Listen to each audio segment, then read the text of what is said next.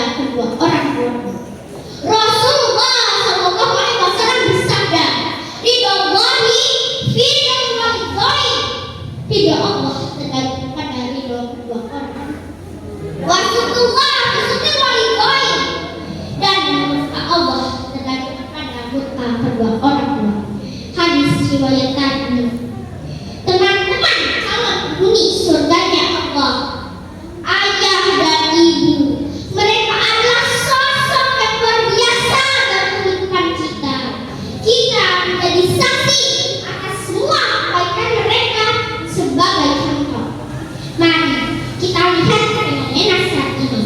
Salah satu dari sekian banyak bukti kasih sayang orang tua pada kita buah hatinya.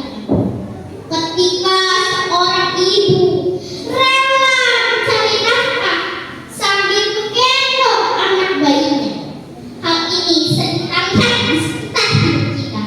Seorang ayah yang rela bantu tulang demi nafkahi keluarganya di tengah panasnya terik matahari dan juga hujan. Mereka terus semangat berjuang mencari nafkah. Pikirkan dengan seluruh kasih sayang yang mereka berikan kepada kita.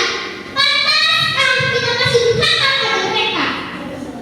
Di ayat lain dalam Al-Quran, surat Al-Isra ayat 23 sampai 24, Allah telah menjelaskan bagaimana seharusnya sikap anak pada kedua orang tua.